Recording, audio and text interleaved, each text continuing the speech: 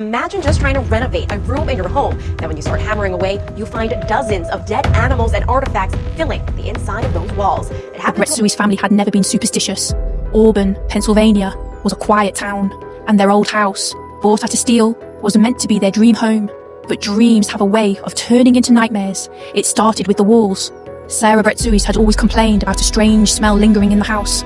Musty, like rotting wood, but sharper, an acrid tang that seemed to cling to the air.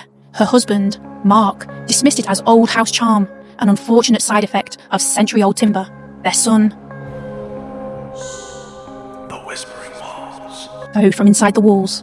Then came the insulation project. Mark was stripping the walls in the attic when his crowbar cracked through something brittle and unnatural. Behind the plaster, dozens of mummified carcasses spilled out like grotesque confetti. A family in the borough of Auburn is trying to clean out the walls of their home after they found dozens of animal carcasses hidden inside them. Word of warning, some of the information and images in the story may be disturbing to some family members. The Berthius family was just trying to add some insulation to rooms in their home in Schuylkill County, but instead was already insulated with this. Rats, birds, even a desiccated cat, all wrapped in brittle newspapers from the 1930s and 40s. Half-used spices, cinnamon, anise, and something unrecognisably pungent were stuffed into the tiny corpses. Sarah screamed. Danny ran. Mark could only stare in revulsion. They called in an expert from Kutztown University, a historian specialising in Pennsylvania Dutch traditions. His face went pale when he examined the remains. We were shocked, horrified, and disgusted. Kaya Bretzia says they first found animals in the walls back in 2012 and have been removing the items ever since. The dead animals were all wrapped in old newspapers from the 1930s and 40s. She says they got a home inspection before they bought the place in Auburn. The inspector? This is powwow magic, he whispered. Protection spells. Arc ones? What kind of protection? Mark asked, voice tight. The expert hesitated. Sometimes they were meant to keep spirits at bay, other times to trap them inside.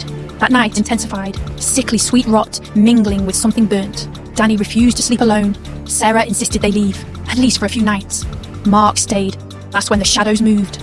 Mark woke to a skittering sound in the hallway. He grabbed a flashlight and stepped into the hall. Into the corridor stood a figure. It wasn't human. A silhouette, hunched and jagged, like an animal stitched together wrong. Its head cocked at an unnatural angle, and when it moved, the walls seemed to shudder in response. Mark dropped the flashlight. It rolled, its beam catching a glint of something shiny on the floor. A smear of blood. His blood. From dinner. A small cut from slicing vegetables earlier.